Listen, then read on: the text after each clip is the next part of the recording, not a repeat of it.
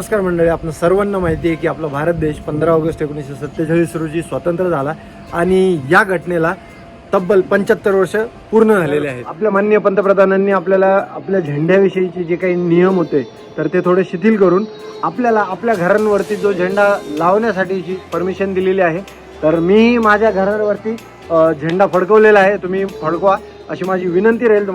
तुम्हाला जर माहीत नसेल झेंडा आपला कुठे मिळेल तुम्हाला, तर पोस्ट ऑफिसमध्ये जा, पोस्ट ऑफिसमध्ये तो तुम्हाला उपलब्ध आहे. तर मंडळी, अशाच एका छोट्याशा स्टार्टअपने झेंडा आणि आपल्या भारताविषयीचे जे काही वस्तू आहेत तर त्या वस्तूंचा एक छोटासा उपक्रम केलेला आहे, जेणेकरून त्या वस्तू तुम्ही तुमच्या डेस्कमध्ये, ऑफिसमध्ये किंवा तुमच्या घरांमध्ये लावू शकता. अशा काही गोष्टी बनवलेल्या आहेत. तर त्या बनवलेल्या गोष्टी आपण आता पाहूयात. तर मी मागच्या काही दिवसांपूर्वी पुण्यातील झपूरचा या कला दालनाला भेट द्यायला गेलो होतो. तर त्या ठिकाणी त्यांचा स्टॉल होता आणि त्या ठिकाणी त्यांनी हे स्टॉल लावलं होतं. तर मी त्यांच्याकडनं ती माहिती घेतली. तर ती माहिती आता पाहूयात आपण. नमस्ते। क्या चीज़ है ये? सर, हम लोग इंडिया को सेलिब्रेट कर रहे हैं। हमेशा हमने देखा है कि इंडिया इंडिपेंडेंट हो गया, बट हमने कभी उस आज़ादी को ढंग से सेलिब्रेट नहीं किया, और जितना किया बुक्स में किया या किसी से सुन के किया.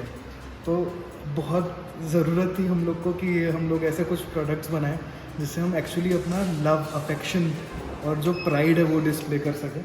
तो हमने अराउंड 20+ कलेक्शंस बनाए हैं जो इंडिया को रिप्रेजेंट करता है इन गिफ्टिंग में, सोविनियर्स में. सो अगर आप ये कलेक्शन की बात करें तो हमने इंडिया 75 कलेक्शन बनाया जिसमें हमने खादी के ओरिजिनल फ्लैग्स को फ्रेम किया. अब फ्लैग्स का प्रॉब्लम सबसे ज़्यादा होता है ना कि आप होइस्ट तो कर लेंगे बट उसके बाद उसको निकालना, चढ़ाना, इस चक्कर में लोग उसको होइस्ट ही नहीं करते. तो हमने उसको फ्रेम में डाल दिया.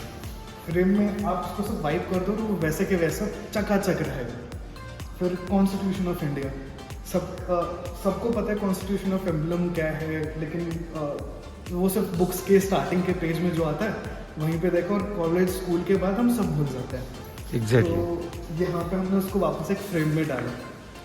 कितना एलिगेंट लगेगा. जो लोग प्राउड फील करते हैं अपने कॉन्स्टिट्यूशन के बारे में, वो ये कॉन्स्टिट्यूशन अपने ऑफिस में लगा सकते हैं, अपने घर पे लगा सकते हैं, अपने स्टडी टेबल के सामने लगा सकते हैं.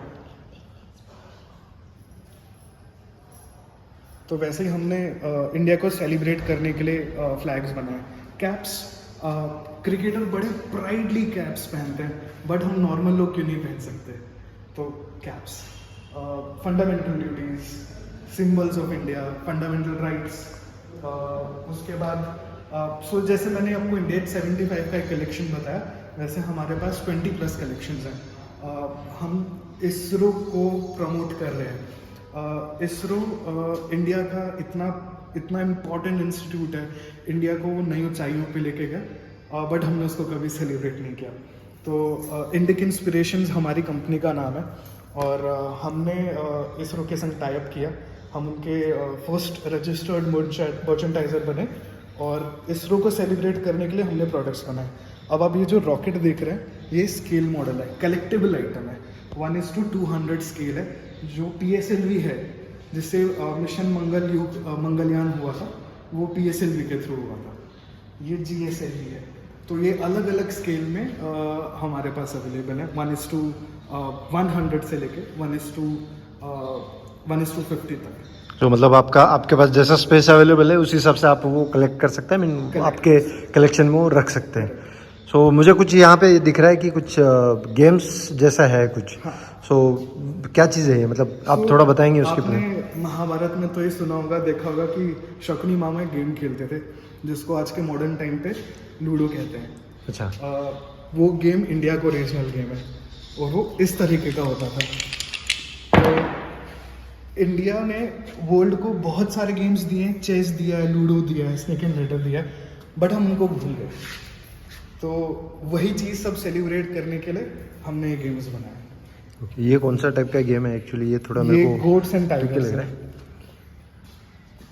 ओके. सो बेसिकली ये जो गेम्स है ये आप प्रमोट तो कर रहे हैं बट इसके बारे में अगर कुछ जानकारी नहीं है तो इसको खेलने के लिए मतलब इसके साथ में आपको कुछ नॉलेज शेयर करने के लिए आपको कुछ मिलता है? आई मीन कैसे खेलना है, क्या करना है, ये बेसिक इन्फॉर्मेशन। प्रोडक्ट के संग एक स्टोरी कार्ड रहता है, वो स्टोरी कार्ड में उस प्रोडक्ट के बारे में इंफॉर्मेशन, जैसे ये है, ये गेम है, ये कैसे खेलते हैं, इसकी स्टोरी क्या है, ये कैसे ओरिजिन हुआ था, वो सारे रेफरेंसेस इसमें लिखे दिए गए होते हैं।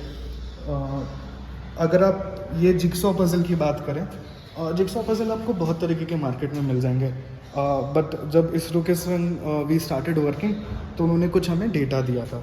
तो जैसे ये वाला जो इमेज है, ये 100% ओरिजिनल इमेज है जो उनके सैटेलाइट ने कैप्चर किया था, उसका हमने जिक्सॉ पजल बना दिया। ओके, और ये वाला गेम मुझे कुछ अलग से ही दिख रहा है, तो ये कौन सा है? चौका 12 कहते हैं इसको। ओके, ये भी डाइस के जैसे खेलते हैं? हाँ। बढ़िया।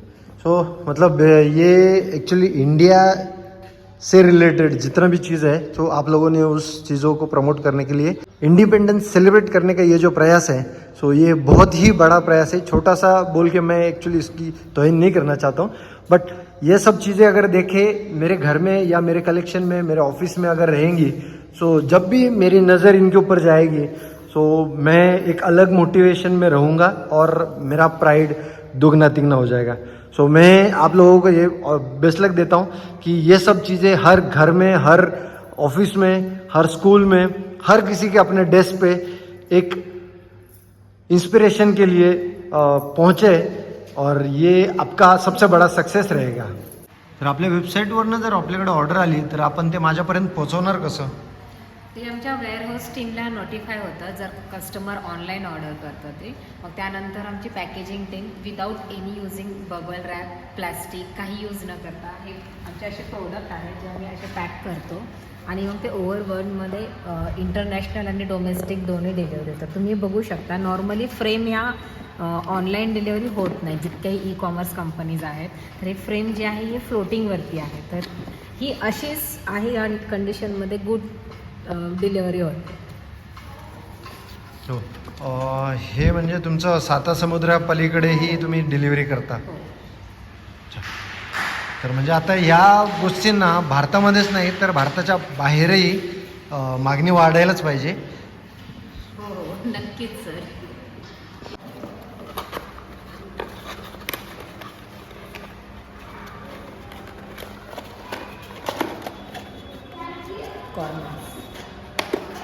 ये हाथ से फोल्ड करते हैं ताकि कल को अगर ये कहीं बाहर भी गया, इन्वायरमेंट में भी गया, इन्वायरमेंट हार्म नहीं करेगा.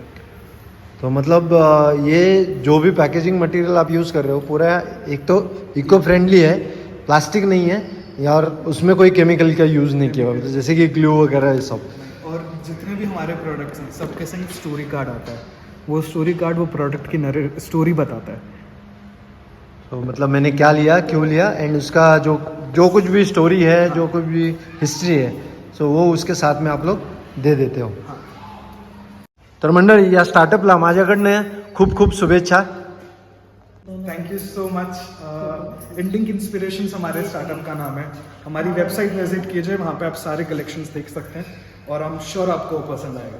या सो मंडळी डिस्क्रिप्शनमध्ये मी यांच्या वेबसाईटची डिटेल मी देत आहे, तर तुम्ही नक्कीच जाऊन त्या वेबसाईटवरती जाऊन चेक करा आणि यांनी सुरू केलेल्या या छोट्याशा स्टार्टअपला भरभरून प्रतिसाद द्या.